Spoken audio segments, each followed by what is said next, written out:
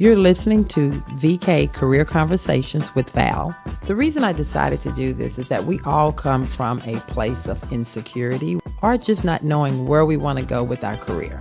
We'll be consistent. We will feed your soul. We want you to ask questions, gaining information so that you can move forward in your career.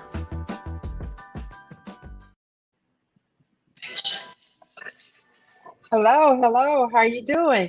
Welcome to another conversation of Career Conversations with Dr. Pinkston and myself, Val. We also have Abigail here. Hey, Abby, how are you doing? I'm doing good. I'm not normally on the screen, but I'll be here today, just in the corner, though. Just in the corner. I'm sure everyone can see here. I am remote. I am not in studio today. We go where duty calls, and today I'm actually at one of my clients' offices here in Little Rock, Arkansas. Dr. Pinkston, how are you doing today? Hey, I'm doing fantastic. I'm in my usual spot. I never moved from here. This is life. Oh, this is life. I tell you, this conversation today is going to be fantastic. Before I dive into it, no one can say it better than Abigail. Abigail, what are we talking about today? It's so funny you said that. Go ahead. What are we talking about? We're talking about what's not appropriate in the workplace. We're going to discuss kind of the unwritten rules of professionalism, working in a corporate space, working in a professional space, and the do's and don'ts that might not be as obvious. Mm-hmm. Well, I think that's a great conversation to have because you're actually having a conversation today with two professionals. Oh my God. Two professionals that own their own businesses and that have been in corporate America for some years now. And then, of course, having Abigail on here as a new, young, up-and-coming professional, I'm sure she'll bring some perspective to this conversation. So let's just dive on in there. One of the first things I want to throw out there, Dr. Pinkston, what have been some of the do's and don'ts that you've seen young professionals coming into the workplace that they're doing that is just big red flags? You know, I think we are different. We have different mindsets on the way we were raised. And I noticed that. I'll give you kind of an example. I went to the prep days today, which is the beginning of school. My son is a senior this year. And going into the high school, you know, you've got these long lines and you've got, you know, the adult teachers you're talking to, and you got all these kids, you know, running around, you know, various ages from, 14 to, 19. And that I just was noticing the difference in the way that people dressed to show up, or the way that, you want to go around somebody, you want to say, excuse me, or, thank you for, and nothing like that. I mean, it is just such a different mindset, and it's not necessarily negative. But I think that I think the difference between, my age group and a younger age group, maybe that creates a little anger, resentment sometimes, because we just handle things so differently. And I think the workforce is kind of showing that same, those same differences in age and in the way that we were raised. So I think we have to look at how to understand each other a little bit and understand how we were raised and developed, in dealing with other people. And so that's what I think is the biggest difference at this point. Yeah, I definitely agree because I definitely keep going. I'm having a technical difficulty, so if you guys can give me 1 second. Sure. Yes, I'm having some problems with my intercom. You got it. No worries. But I definitely think I can. I need you to take the lead on it. Keep going, co-host. You got it. We're here. I can definitely agree with that. I think my generation and kind of the younger generation is a little bit just more casual about things. I think we saw that and there's this thing kind of that I've seen online where people are saying, oh, my kid is going through the why phase. Like, well, why is it this way? Why is it that way? And I think that's kind of what my generation has done to kind of combat that. They've been like, well, why are these rules in place? Like, what is the reason behind this? And if something doesn't really seem like we have a really good reason for it, we might be like, well, that doesn't really make sense. You know what I mean? And so it's easy to kind of, I don't know. I see both sides of it because I definitely think there's a reason that these kinds of rules are in place, because it's kind of shows respect and authority. But I think the younger generation is trying to fight that and kind of go against that a little bit. And I like your positive spin on it, actually, because I think that that there is a lot of resentment. I hear it in my age group and even older, where it's like, this generation, oh, our world is in trouble. I'm like, no, I don't think our I world is don't in think trouble so. at all. Right. I think that really, and I liked Abigail's positive spin on it, that, you are a part of the Y generation and asking. I don't think that is a problem to ask people why things are the way they are. We're just kind of traditional. We like old traditions. We like handling things a certain way. We feel that is a respectful boundary, but there is a way to, challenge those boundaries, because they may not always be appropriate, and to challenge that and be open to that challenge and those questions, I think is okay. I think the biggest problem that we sometimes run into is the fact that we're speaking different languages, but we're saying the same thing. And when people are unfamiliar with a certain language or something that's going on, what do? We shut down Right. instead of leaning forward to try to get to understand and then to explain what's appropriate and what's not appropriate. One of the issues that I have seen, and if we just take the dress, attire, Mm-hmm. that's a small piece. But one of the things is they put a jacket on. We tell them to come in dressed with a jacket on, a collar, shirt and collar. Mm-hmm. And what happens? They may put on a pair of shorts, because what they see on TV, what they see like in the movies, if they put a jacket on, they have on a nice pair of slacks or shorts, and they put some heels on. That looks professional to them. Mm-hmm. Well, maybe not for this particular job. Sure. Abigail, have you, as someone being younger, how do you feel about that? A Yeah, jacket and a pair of shorts and some heels, would you see that as being professional? a jacket and shorts, no. I Oh, definitely I feel like I have a very like middle ground kind of perspective when it comes to dressing professionally, because mhm. I'm the type of person where I like to express myself through my clothes. I like to be fun. Like I would hate if I had a job where I had to wear like black slacks every day and like the same boring blazer. You know what I mean?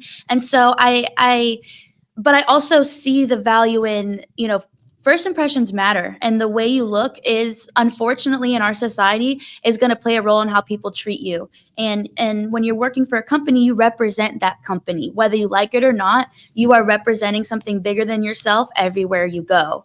And so, like, if I were to show up to work in like a pair of booty shorts and a little crop top, like, yeah, I wear that on the weekends. Like when I'm hanging out with my friends, I wear whatever I want. But then when it comes to like, if I'm coming to like a work event, or if I know that people I associate with professionally are going to be there, I'm going to want to like dress it up a little bit. But I also think that like, again, I would also hate to work for a company where I had to wear like super boring business casual. You know what I mean? Like I Well, I like, think That's I cute. think Super boring is cute. I super. think that's a. I think That's that's a very good. That's a very good one. I think the thing should always be follow your leader. The leaders of an organization should set the tone. However, the leaders should not be so rigid that they're unwilling to make their team feel comfortable. Now, if we can come together as a team that's not going to take you completely away from the vision, Mhm. the mission, and we can find a happy medium, I think that always makes for a much more productive and happy team. I think Um, that expressing yourself is a wonderful thing if you do yes, it the way you dress. Well, I do. I mean, I am yes. not your typical doctor at the office. I have high heels. I don't wear a white coat. I mean, it is different. But it's like, Melody Griffith said in Working Girl at one time, it's like, you look good, you look this way, you look that way, and then you hit them with your smarts. There you go. So how you represent yourself is more about representing yourself is more than being how you're dressed. But again, you do set a tone for what your company, desires for the rest of the public to see. And that is important. That is It's very important. it is. It's very important. Well, let's take this turn a little more. You had something you wanted to say, Abigail? yeah, I definitely think industry matters too, right? Hmm. Like if you're a lawyer, you're almost always going to have to wear that boring, have that boring attire. Like there's Yeah, pretty much no way around it unless you're Elwood. Boring. yeah. It doesn't have to be boring. Yes. But like someone like me, for instance, like I work in media. And so I do think in a way there's a little bit of like like if you're a social media person, or you work in or you work in like the beauty industry, or you work in the fashion industry, certain things are more acceptable, whether it be like piercings or tattoos, or even just like the what you wear too, like on your body. Correct, correct. Well, let's take this turn a little deeper, and then we're going to take a couple of questions as we go here. Actually, let's go ahead and take this one here. Uh, Yeah, these are some Abraham, comments. Yeah. Yeah. yes, let's go Comments. there. Abraham James says shorts are definitely not professional dressings. Otherwise, it would be comfortable to be it would be so comfortable to be a professional. Correct. Good comment. Keep going. And then Brendy Murphy said, representing my company wearing shorts, no thank you. Right. So There that's you good. go. And you see That's that good. the rules that are honest there are very pervasive, that, we do know Yes, what's right and what's wrong, even though the exactly. rules get bent a little bit, things are a little different, but I think the underlying mode is still in place of professional. Right. Go And then ahead. this is the last one that we'll read right now. Herman Lane said, in my point of view, I think every sector has a different dress style as a professional dress up. Kind of like what I said. Every Yeah, industry is going to have different standards of what is considered professional and okay. True. 100%. Let's take this turn a little different, and now we're going to speak to the behaviors in the workplace. What is deemed appropriate and what's not deemed appropriate. What is your thought, Dr. Pinkston, on hiring family members? Oh, that's a great question. I think that, again, it's going to depend on the size of the company, the industry, things like that. I have always tried to make a rule not to work with family, and, not to definitely do business with family or really, really close friends, because something is always, messed up in a way. I think you bend the rules a little bit, Mm-hmm. and you don't go through your normal channels. When you don't follow your own rules that you've set for your business, and you don't go through those normal channels, things fall through the cracks. Things get misunderstood. Somebody says, "Oh, you weren't supposed to charge me," and when really, or you are supposed to call that in. And I'm like, but I talked to you outside of the office, so it didn't get called in because we weren't following our usual channels. So that's one thing that I think interferes. The other thing too is, if you're in a larger setting, a bigger company, somebody is naturally going to think that they're being treated differently, or that you're treating your family or friend differently. And that is always going to set up, I think, a little bit of resentment. I don't know if that's the correct word, but it'll set up a little bit of resentment between the non-family members and family members that you're working with. I think that it does set up the problem I think with it. I think if you have family members working with you or for you, it's very important to be very careful with that, because it's a couple of things that I think can go off awry, real quickly. Is say that the supervisor has to reprimand one of the other family members. There is a potential chance that you're going to lose two holes, because if one gets mad, the other one is ready to go. Or if there is an issue between a disagreement between one employee and that family member, then that could even be escalated, because now you've gotten another family member involved in that. So that can kind of become toxic. Now, the positive side of that is, if you have a family member, they already understand the rules. They know that I'll say, for instance, my son, I'm not mama at work. You're here and you're functioning as an employee. You cross that line, we have a problem. And as long as you're treating that employee in that same way, it should not be that you're seeing that family member as an employee, and it's in your handbook, it shouldn't be a problem. But I think it's a very gray area to be very careful with. That's just I my can give opinion. you kind of an example. I'm a very small office. There's only 8 of us working there. We run a solid, good business, but it takes I like it smaller because the right hand knows what the left hand's doing. But my office manager, who's been with me for 12 years and is absolutely wonderful, her sister works for us and her daughter Hmm. works for us. And so Hmm. we've got 3 family members there, and really it works well because she, as an office manager, is able to be an office manager. And so Oh. it's the family members, like they are, working for me in the office, Hmm. and she holds them to the same standards she does other employees. But she's a very unusual person, I think, to be able to do that. I have seen where that doesn't usually work well that way, but personality driven, somebody may be able to, keep that role separate. Oh, okay then. Well, Abigail, you had anything to add to that? Family Yeah, members? I've never worked with family, but I have worked with like really close friends, and even Mm-hmm. been in a relationship with somebody that I was working with. Now, I've never like worked with someone and then started dating them. I was like dating them and then we started working together, and that never Mm-hmm. ever worked Yeah. because I'm a person where I take my job and my career very very seriously, and Mm-hmm. when I'm at work, the relationship is set aside, and I'm at there were work. times where like I'm trying to get stuff done and then the person's mad at me or they don't like that I'm like telling them what to do, but in those situations I was in kind of a position of authority. And even at one of my old jobs, I had moved up to management, and my roommate and my best friend worked with me, and we worked Mm. on a team together.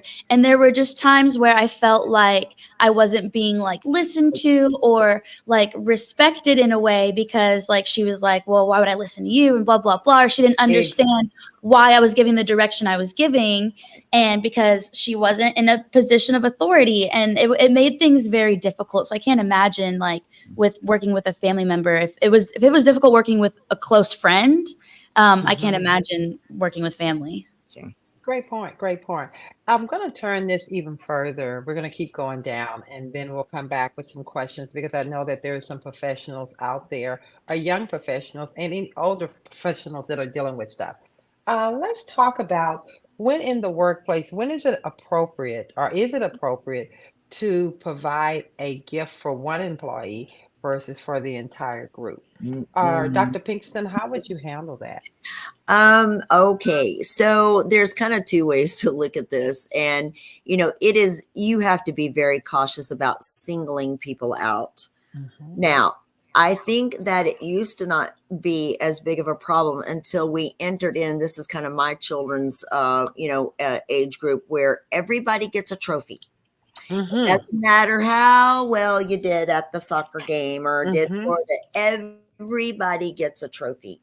And I actually really do not like that. I think I that do not like that. I think I what we've done is we absolutely. coddled and we've hurt the kids. Right. And now, Mhm. it's always thought of that competition's bad. You set Mm, up people to be against you. It's like, no, this is like, a great, football team. You look at a great team, and those who excel and reach the top were the ones who worked their rear ends off and excelled at themselves. And it's not about making sure everybody's feelings are not hurt.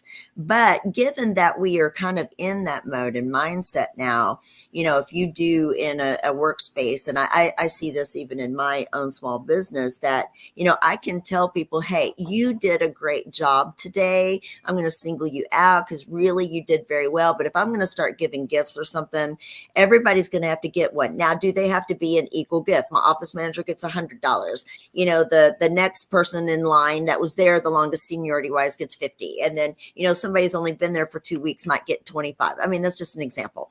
But I think you can show people to be at different levels and reward them that way. But everybody needs to be able to get something. Or again, I think you create a little bit of competition in people's heads. Set that up. Set yourself business up a little bit for failure. So that's what I worry about.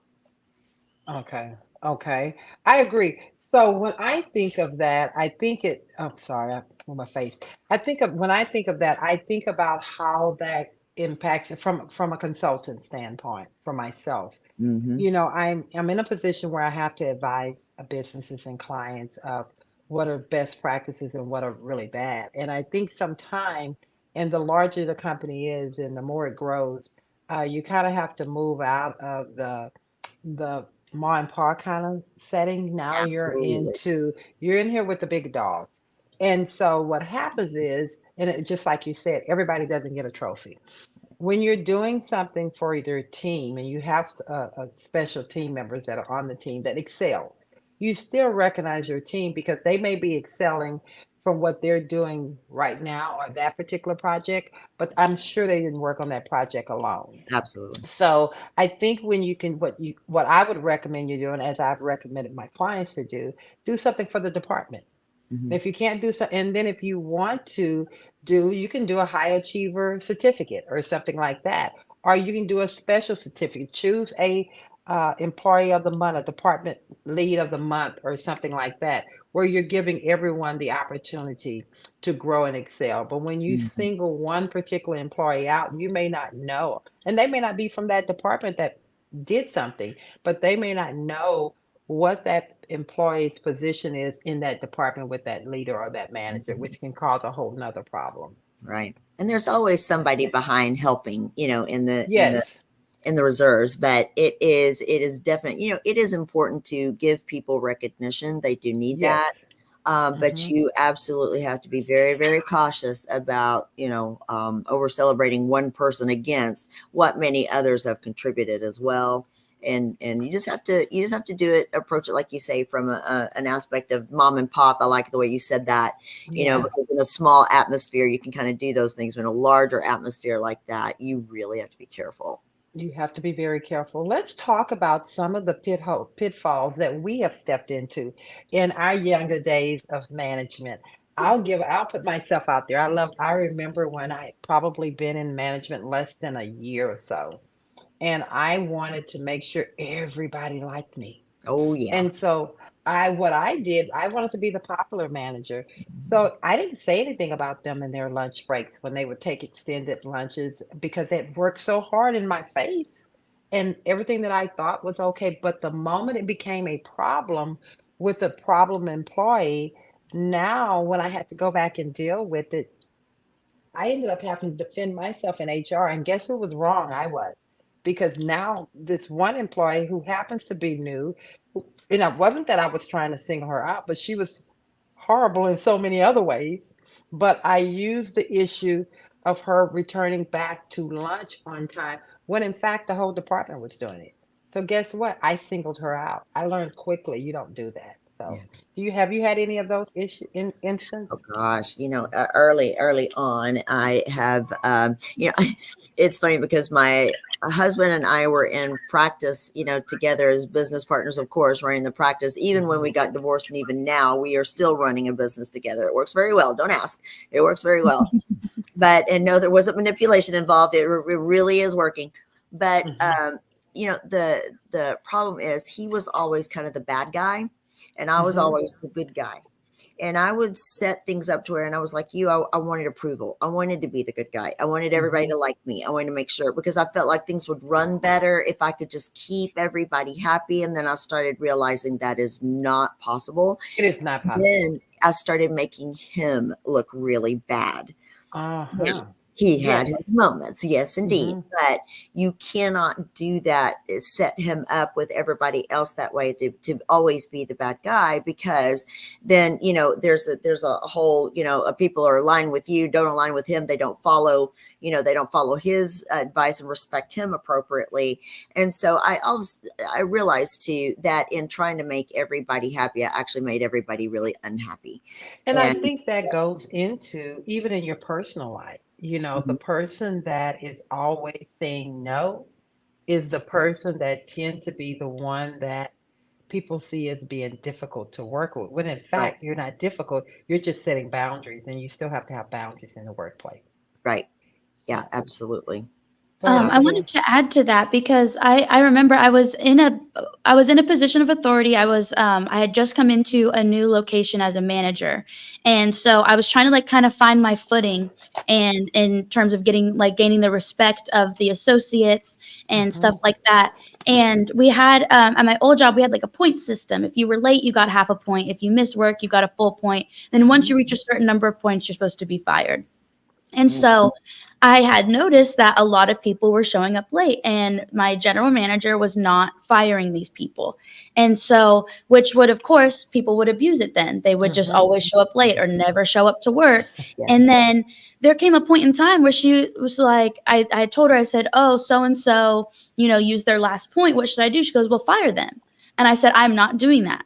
I'm not going to fire somebody when you've let it slide so Mhm. many times before. I'm coming in new and I'm trying to gain their respect. First of all, you're the general manager. You should Mhm. be the person that is fired. It was not in my job description to fire people. Mhm. And Mhm. so I was like, I'm not doing that. And I'm not going to have these people hate me or get told that I'm like discriminating or anything like that. I was like, because I'm not going to put myself in a position for HR to like come to me because, so and so has gotten, so many passes, and then I fire this person the second they get to, that level of getting fired. And so it's hard to kind of be in that place and like try to make positive change and try to set boundaries and try to establish like the rules when nobody else was supporting it. And so I felt like I needed to fall into that like pushover kind of role because I'm not going to be the bad guy either. Now, Well, I you think, bring up something. I'm so sorry, Val. go You ahead. bring up something, Abigail, that I think is really important, and that is your leader is making Yes. a lot of mistakes and expecting you to. You to clean it up. Yeah. Exactly. There's the problem right Yeah. there is your leader. And that right there, and we both honed in on that same thing, Dr. Pinkston, Mhm. because that is the problem. That is She wanted you to come in and fix something that she was unwilling to do. She wanted you to be the problem, the fixer, and she sits back and be the popular one. right. And it was wise of you in your young career to recognize that, because Very. to put you in that situation, you would be the one that would have to sit across or be in that hearing to defend your position with no documentation, and you hadn't been there long enough to even gain a pattern or understand who these employees are and what they're doing. Yeah. Yeah. Truly. So Yeah. let's read some of these comments off. Let's get them involved. But I think what I would like to do, if at all possible, before we really get into the question and answer segments, because I really want to have some time for them Mm. to ask questions. Ask your questions. We want to answer, but I want to run an ad real quick. Abigail, do you have anything up that we can pull up on one of the practices? Something real quick and short. Kind of. Okay. Yes. Okay. If you Our brand color is going to change though. Is that okay? that's okay. Go Okay. ahead. Give them something. We need to let them know what we're doing here. Oh yeah. Oh, I like the pinky. Let's see it. Okay, give me Let's just a go. And hey second. guys, take a look. This is a little bit about what VK does. Kind of all over the place, working and always looking to help someone improve their business. So take a look at it. I'm Kevin Hanna.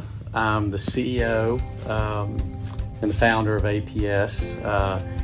The thing about VK and billing is medical billing is, without a better way of explaining it, is pretty much a nightmare. And so you need a partner that understands how to navigate all that. Also, you can't develop new products and bring things out and then not get paid for them because you're spending money and you're not getting money back. So as a company like ours, you have to think, do we want to take that all on ourselves? And we don't really have the expertise in that side. It's better to go to an outside person. We met VK, we're comfortable in what they could do, and they've done a good job for us.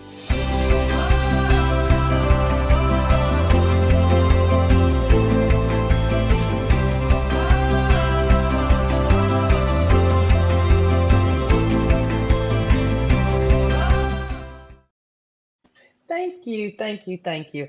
I think it's always good for us to kind of show we're not just doing this just for the sake of doing this. Dr. Pinkston and I really are business women out there doing it. And so we're going to do something a little different here every now and again. We're going to put up a couple of little ads to kind of show what we're doing. And if you're looking for a great doctor, then of course you're going to be able to see a little something of what Dr. Pinkston is doing behind the scene. If you're looking for a great, probably one of the best consultants out there, you're getting some free conversations from me. But if you need me to come in and take a look at your business and help you strategize on how to improve what you're doing in your bottom line, I'm your girl. So with that being said, I'm ready to start with these questions and answers. Let's Absolutely. go do it. We have one question in the comment. I'm gonna let people kind of ask some questions, but I actually had a question. Okay. Someone who is kind of again new to like the corporate do's and don'ts, what would be like the biggest piece of advice you would give in terms of communication in the workplace? And that can go any different direction, like maybe email communication or verbal communication. What should you do maybe if like, with those closed doors conversations, is it appropriate to record? Just wherever your brain takes that. You know, I love jumping out there on that. I love business. I love people. And I think one of Mhm. the best ways of communication is clear communication. Let's just start with your verbal communication with people. You're going to run into situations that you sometimes may be a little bothered. You may have some things going on with you that has nothing to do with the individual. And so sometimes it's very easy to snap or to come off a little gruff, and it's you're talking to someone when it really has nothing to do with. So check your emotions. Check your Mm. emotions at the door. Check your emotions before you're going into a conversation. Even if you're in a conversation with someone and you feel yourself, your emotions are rising, check yourself. Just say, hey, can I take 5? Can I get back with you? On an email communication, never start an email off, you did this. Never Mhm. start, don't scream at anyone. Don't do all caps. I just think those kind of things are inappropriate. And I won't take them all. I'll let Dr. Pinkston jump in on that. No, you are absolutely right. I think my advice kind of boils down to one word, and that's just diplomacy. Yes. I think if you are, you can have emotions within, you can be upset about something, you can be excited about something or whatnot, but it never should show in, like you say, in caps or with, pointing fingers or things like that. Diplomacy. You just approach every situation from a practical mindset that, and what I used to be taught was the feedback sandwich. So, you remember that? And it's like, you start with a compliment or something nice and good. Mhm, You mhm, enter in and you give the meat inside of what you want to get across, and just, mhm. try to use as many words that are impersonal. So you don't say you did, or, I think you, or, just kind of say, this is what it appeared to me. This is what I think is going on. And then you end it with something that's a good resolve, something positive. I think we're going to do great now. Always come to me. We can work on this. And that's kind of the feedback sandwich. But you just always have to take the personal side, emotional side out, and just, approach it from that practical professional sense. And that is the best way to approach it. And Brene Brown. So I'll put this in. I don't know, how much you guys know or have read for Brene Brown, the Daring to Lead book or whatnot. That Mhm. is, I think, for young professionals, a great book, and all of her podcasts and things like that to reference, because she talks about emotions in the business sense, Mhm. about how to handle other people well. Being in the rumble is something she always uses. And so Brene Brown is a great reference for people to kind of understand emotions in business and how to handle them. Great. And I think there's also a Valerie Burton. Mhm. She's another good. You've heard of her. I have. She's another good professional out there Yes. that really gives you some great tools. What I would like to do is kind of put both of those references, if you could, Abigail, in the comment section down at the bottom somewhere So else where people they can could, get them. so people can go ahead and Google, go to Amazon, pick up a couple of books for them, and hey, let's shout them out because I really do Absolutely. think that anything that we can give young professionals to help them along their journey, we want to do that. Absolutely. Thank you. Okay. You said Valerie Burton, and what was the person's name again? Brene Brown, and I can send it to you on your text if you want. Brene, Yeah. so Brene and Brown, but I will send that to you right now. You There we said go. Valerie Burton. Burton, and her name is spelled VAL, I think ORIE, something like that. It's Yeah, not spelled like Valerie. I'll send that as well. And if you could, let's go ahead and get some of these questions and comments absolutely. that are Yes, coming in. we have some comments up. So this one is from Brandy Murphy. They said, Dr. Pinkston, you said you have been working with your husband. Was there any kind of situation where you needed to set boundaries? Oh, are you Mhm. kidding? Oh my Mhm. goodness gracious. The answer to that is heavens yes. Yes. So you know what? Here's the deal. And I married this man because there was something wonderful about him, and there was a reason to Mhm. marry, or I wouldn't have done it. There was a reason to divorce him as well, and Mhm. so that was a very angry, difficult period and all. But what we did was put on our big girl panties and our big boy panties, and I hate to say it that way, but it's true, and just realized that there are people that we've been taking care of, for a long time, both in our staff and in our patients. We had children between us, and so we had to kind of take our personal issues out, and set some good boundaries about, listen, this is where we do have responsibilities, about taking care of others in order to eventually take care of ourselves. So let's just be adults about this and move on and take care of what we need to take care of. But we will keep the personal, emotional stuff out. It's very difficult to do. But you will not step on my toes in the office. I will not step on your toes. And, or with the kids or whatnot. And those are some very difficult boundaries to put up when you have been through something, with a person like this, like we've been through. But it just takes a heck of a lot of, adulting and perseverance, and just in order, and gumption, really, just in order to set those. But yes, boundaries were incredibly important. Boundaries are, as I believe, boundaries are not just for the other person, but they're for you.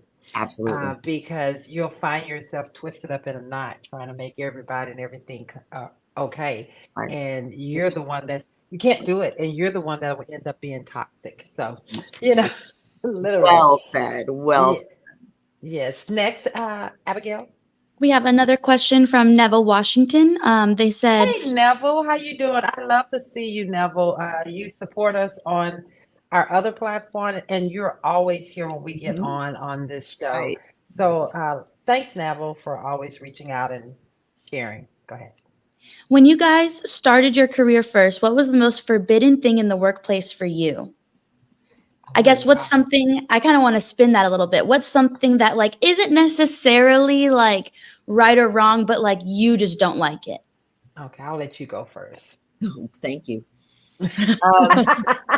That's a great question. That's an excellent question. And I might just have to think about that, because that was, first of all, quite some time ago. I think really, my issues getting started, honestly, was just confidence, in myself, just knowing that I belonged where I was, and that I did know what I needed to know. I just needed to be a lot braver. So, something forbidden. I go back also to trying to make everybody happy and trying to please everybody and be the good guy all the time and things like that. And I think that even works back into self-confidence and good boundaries and all of that. So I don't know.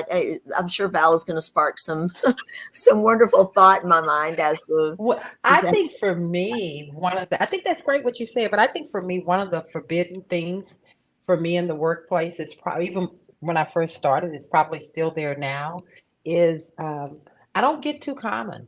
I with the people I work with. Here's what's important to me.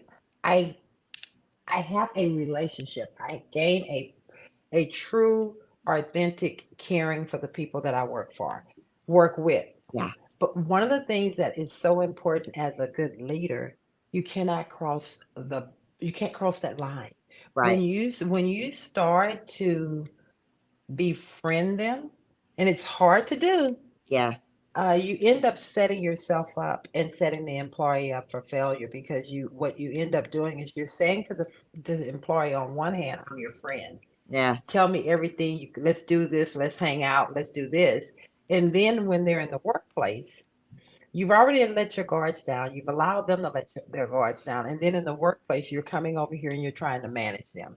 And you can't put that boundary back up. You can't put it back up. That's a difficult thing to do. So that's one of my forbidden things that I still, to this day, and it's difficult because I truly, truly, truly, and I'm fortunate now, I have the best team in the world, but that's still one of my big pet peeves. I have found that, and I kind of stick to it. I just can't bring them in. I agree with you. And I think that's also kind of what I meant about wanting everybody to like me and be the good guy, is that I let down that boundary, trying to, trying to gain their confidence, when really they want to respect me. It's more about, being confident and having those boundaries and saying, this is the way it is. And I love you and I want to help you and I'm here for you, but we are going to, we are going to hold this ground that I am your authority, and this is the way it needs to be done, like me or hate me. And again, you can do that diplomatically, but it's sometimes you can and sometimes you can't.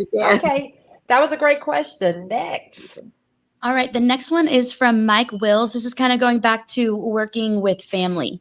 Mm, People always said to keep your personal and working life mm. separated. But what if we are working with our family? Is that even possible? Yeah. It Yes. is. It is. But again, it's like I said, with, working with somebody like an ex-husband, that, you do have to watch yourself and be very cautious, because Hmm. I can be doing something. He can irritate me about something that I've been irritated with for 20 years. It's never going to Hmm. be solved. And I can look up at my office manager and roll my eyes and say, oh my God, really? And then I just knocked him down a notch. Yes. My office manager is not going to be able to respect him. She's going to be on my side now. Right. Those are the things that come up that you have to be super careful about. You do have to, if you're going to work with family and friends, you've got to enter into that professional realm right there, and you've got to maintain that. You got It's to stay there. you You got to stay there. Great do. answer. I have nothing to add to that. Hey, Sandy Parks has a great question out here.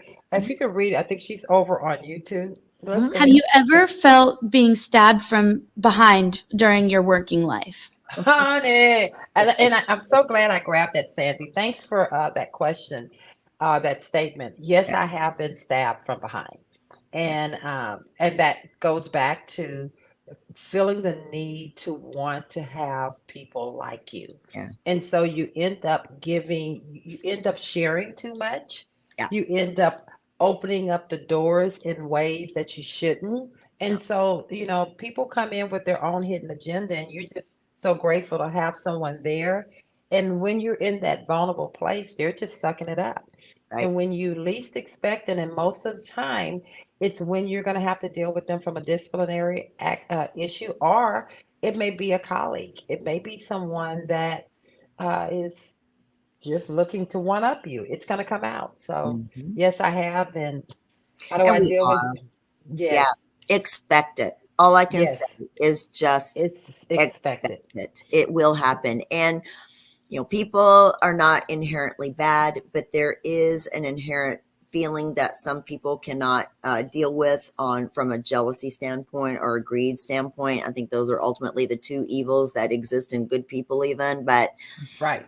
at some point, you will have to deal with that, and ultimately, the burden is on you to handle it, with professionalism, and just take it like a woman, take it like a man, and just expect it. It is going to happen. I'm going to turn the tables on Abigail, if you don't mind. I have my employee here. She is one of my employees. And since I happen to have you here, why don't you be very transparent and share with our viewers and our listeners out here, what is your experience working with for me and with our company, with VK? Yeah, so I mean, it was a really big transition for me. I had only worked for like big corporations in retail and in food service before I worked here. So this is my first, not only my media job, but my first office job, my first job where I'm not necessarily on my feet helping customers all day. So it was a really big adjustment for me, and I've been really grateful that this is my experience, because I hear people who like they hate their job, they hate their office Mhm. job, and and I'm not the kind of person, I'm not like a task monkey. I can't just like sit here and do a task all day. I was even telling one of my coworkers earlier today, like my attention span is so short that I need to be working on like 10 different things at once. And I like to like cycle through them all. And so what's really been amazing for me is that I'm in a position where I kind of have that freedom to be creative and to work on multiple different things at one time. And I'm very good with deadlines. So as long as deadlines are being met, with the rest of my time, I can kind of be creative and be able to like dabble in this, do this for a little bit, and then when I get a little tired of that, I do something else, and then I go back when I'm like ready to go, and I can kind of adjust. My workflow based off of the day and the week and what's going on. And sometimes some weeks I'm feeling more creative, and that's when I'll get a bunch of ideas. And then some weeks I'm like, oh, my brain is not working, so I kind of do need to do something a little more task oriented. And so and then working for Miss Carter specifically has been really amazing too, because I like what you said earlier. Like you do create that relationship where I feel like I can trust you, personally and professionally. I wouldn't consider us like besties or anything, and Yeah.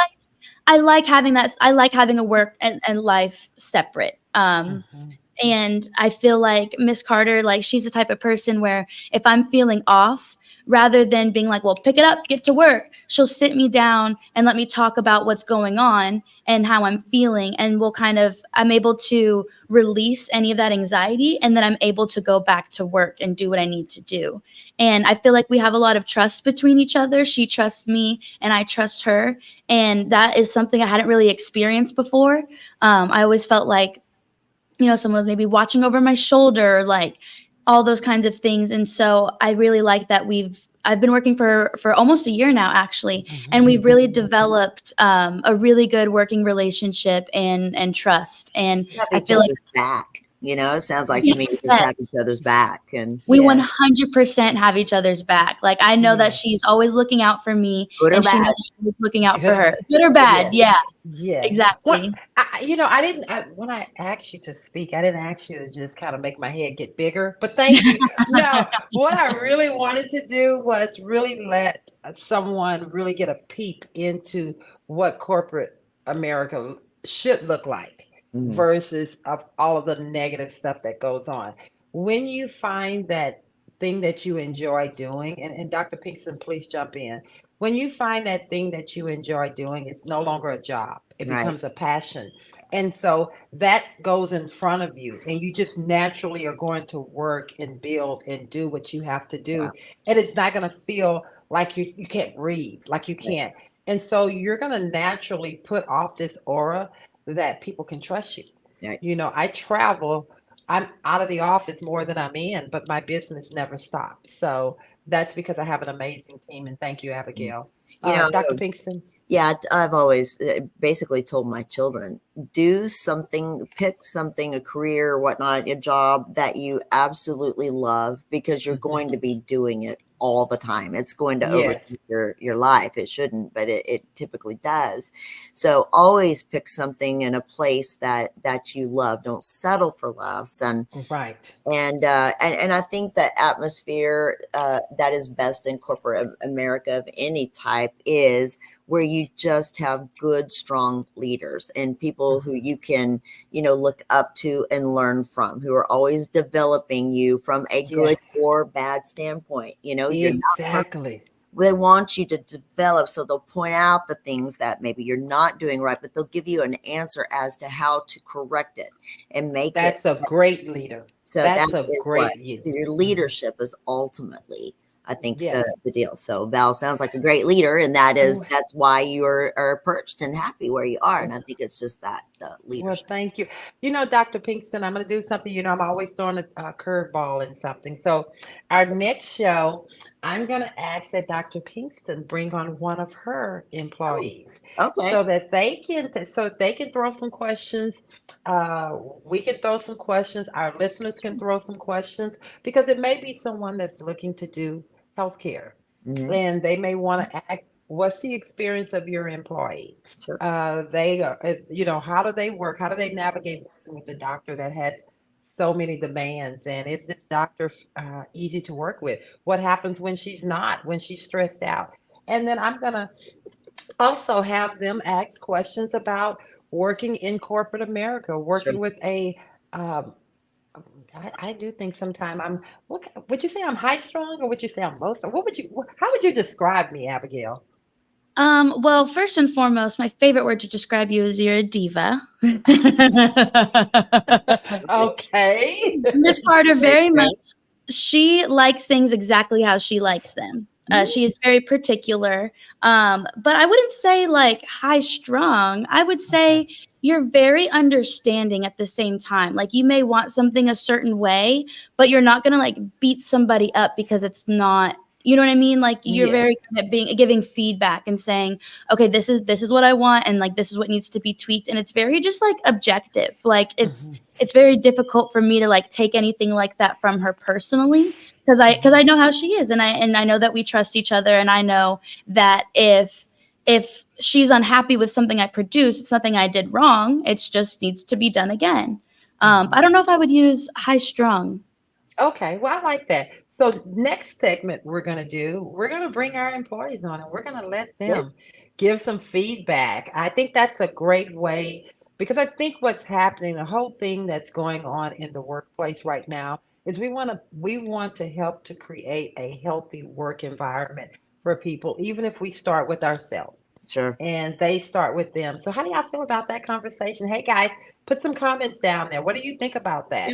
I Give think us about the place that I am. You kind of brought something to mind I think is important. And these people I'm responsible for. I am yeah. responsible in a lot of Yes. ways to make sure that their family eats and we Yes. stay in business. And that is a lot of pressure. And That's pressure. it is a lot of pressure, but it's also very, I feel very content with it most of the time because I feel like I'm doing something productive and good, for Yes. them. And so, I can be a little tyrant from time to time, deep it Mm, myself, but it is, but it is all in the good of trying to keep things together and their going. family. Yes. They are. Yeah, they I are. think so. So if there's any questions you guys have, we have about 10 more minutes. We Let's have a just go couple with the more. comments. Let's go with it. Okay. Yes, so we have one from Terry Alexander. Is it hard being the good guy all the time? Isn't it hard being good? Yes. Yes. Yes. Dr. Pinkston, are you the good guy all the time? I used to be, no, I am not. Okay. And I can't be, I can't do it. no, I Mm-mm. can't anymore. Now Yes. there was a time where I was, and that was way more difficult than doing what I'm doing now. And I definitely try to just be a good and objective, leader and all that. I do have my moments where I've had it and I will let it go. But I am never far from being able to say, look, I'm sorry that, I'm Mm-hmm. okay with saying that wasn't appropriate, or, I could have handled that better, or, whatnot. And I think I'm just very satisfied now to be able to let go of trying to please everybody all the time. It is a very difficult place to be. It's exhausting. 100%. Yeah. 100%. Yeah. Thanks, Terry. It is so good to see you on here and always giving great comments. Thanks, Terry. I think he has another one, doesn't he? Did he have another It comment was there kind right of behind? just a comment saying because there's sometimes that you can't handle a situation without turning into a bad guy. You Yeah. know, you may be the bad guy. I don't think you always have to be the bad guy. You may have to deliver bad news. You may There be you go. a difficult position, but you still, even delivering bad news or You letting could still somebody be a down good person. crying, you can still be a good guy in it. And Hmm. so try not, there's never a time where I will just be a jerk to Nasty. somebody No, naturally like that. No. no, no, And that is no, where no. the good leadership comes in again, is being able to, handle difficult, bad situations and Tough not be the situation. bad guy. Yeah. I think when a person has to walk around and put the authority on their shoulder and on their back and everything that they do, they have already lost the game of being a good leader. Yeah. So a good leader is based off of the team that you have around me. Hmm. Literally, my team Hmm. is the leader. My job is to be the visionary. They Hmm. are the executors, and together we all succeed. That's the Well way I said. look at it. Well Yeah. said. Before we go on to our last question, there was another question that I wanted to add to a little bit from Okay. Sandy Park when she was asking about have you ever been stabbed from behind during your working life? And we had kind of touched on, you know, how you think you're cool with someone and then something comes up and you're like, oh, actually, maybe we're not as cool as I thought. And I think this might be another good conversation topic if we haven't done it already, is Mhm. knowing your audience. And Right. not everything that you can say you just like it's really important to watch what you say and who you say it around and Mhm. who may hear you Mhm. because Right. what might be a joke between you and one coworker, like, oh, we're just having this casual conversation, Can someone be might offensive. overhear it and they might get offended, or they might Mhm. think that you're talking badly about a client, or whatever. Right. And of course, we want to be able to vent and get things out, but you have to watch what you're saying when you're saying those negative things, who you're saying it around and who's going to hear you and who's going to take that and run with it. And Yes. maybe they might come back 10 times more negative and be like, well, Abby did it, so now I get to do it. Well, And know your audience. There is no better way to put that other Mhm. than know your audience. And Mhm. when you're in the workplace, it's even more important that you know your audience Yeah. because there's always someone there that can take what you're saying out of content and make it and apply it somewhere else. So know And your you audience. didn't I love it. mean to. And you didn't mean to. So They know your took it audience. out of context or, or whatnot. So yes, it's just an error of caution. And Sandy at the very beginning was very sweet and said, hello, Dr. Pinkston specifically. So I waved at her, but I wanted to say, thank you, Sandy. Hello to you too. But that it's a, again, on unexpected things, know that that is going to happen. So it is really up to you to just, don't trust everybody and expect that they are going to naturally fall in and be your friend. And, you really have to go to the workplace with a side of caution to you and just be selective about your And be a professional. and be a professional. Just That's Yes. actually a good segue into our next question from Ray Brian, I think is how you say that. brand. Is it Right, sorry, Ray. Bray? Brian. Yeah. Yes. Brian. Is it common to have trust issues in a workplace? Yeah, Well, all the yes. time. All the Yes. time. And I think those trust issues come from insecurities. I Mhm. think your own personal fears. It also may be some of the issues that you've created for yourself. Yeah. And so and then it could just be hey, it's just a toxic environment. So Yeah. yes, I think it is a common issue. Your energy is very, very important. It's so important. You have to convey yourself as a strong, well put together person and confident, and that will eliminate, I think, a lot of people having trust issues with you. But that professionality is so important to wear that loud when you are in the workplace, that I am a professional and I'm here to help you and I will do my best for you, but there are stipulations and In that. you have to be professional too. And so when we can work on that level together, then we've got it made. But know your audience again, like you said, and just don't be too easy to open your mouth and give opinions and your thoughts and everything, because they will come back to haunt you. Oh yes, they will. And a lot of the 100%. times I think people forget, because you kind of said something earlier too, where you said you may not mean to, Right. but most times when it comes to corporate and HR and all that kind of stuff, it doesn't really matter what you meant. It matters what happened. Right. There you go. I always say impact over intent. Mhm. You may not have meant, Mhm. to hurt someone's feelings or to come across aggressive or to say something unprofessional, but you It did, and it happened. And now your reputation might be looked at differently because of that, even if it's not what you meant, even if you have the purest, kindest intentions. If someone, if it gets taken out of context or taken the wrong way, that's all that really matters. And that's what needs to be addressed. I'm going to leave us with this one last. So actually, before I give this last thought here, because we have about 3 minutes, I'm going to let Dr. Pinkston give her last thought and her thought on what can she leave someone here that's listening in to make their day. They may be going through something. It may be a little difficult. They may even want to throw in the towel at their job. Yeah. What would you leave them with? You always have choices. And if you are doing absolutely your best that you can do, and you've put yourself as a professional person forward, and your intent is good, all those things, your energy is good, you've done everything that you possibly can. And if you feel, that you need to take a different direction, because sometimes you may be pushed in a different direction if you force things too hard, but to definitely, watch the signs. And if you need to take a different direction, give yourself permission to. There's no reason you need to be in a toxic environment and put yourself at the, as the doormat of somebody else or something else. And so just don't be afraid. Take care of yourself and see your own vision and go, go with your heart on that one. And I guess that's my best advice. Everybody has to face that at one point or another. 100%. And how can they find you and what do you do? So yes, I am traditionally a family practitioner. I also practice integrative medicine. So I do a lot from the wellness perspective. I work a lot with hormones and weight loss and things like that too. As a family practitioner, I love everything. So I do everything. I practice everything, but I feel like I do a better job integrative wise. I do have a podcast. I am on YouTube and every podcast platform. It's really easy to find all of that. Go to drpbetterlife.com And thank you. And definitely look me up. I'm on all the social medias and everything. I've got blogs and information everywhere. You can just go to drpbetterlife.com and find it all there. But I thank you guys. This is always wonderful. Always. Okay. Thank you so much, Dr. Pinkston. And I would like to leave you guys with this.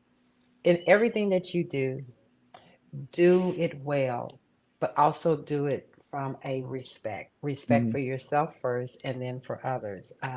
Go into anything that you do. What can I learn? What can I bring? And how can I help? And then it's very easy at that point to figure out, is this the place I want to be? Right. And it's never too late to start over or take a right turn. Absolutely. Sometimes you have to take that turn so you can keep growing and keep going. I am uh, a radio host. I am a radio on a station, LV with Val. Check us out. I absolutely love it. Every morning from 7 a.m. I'm sorry, every Saturday morning from 8 a.m. to 10 a.m. We're live. My husband is my co-host. You think it is good? Oh my God, you think this is good? That's great. I also am the proud CEO of VK Consultant Group. And this baby, which is Career Conversation, was birthed out of that. As I go around and I try to help other people get their businesses up and growing.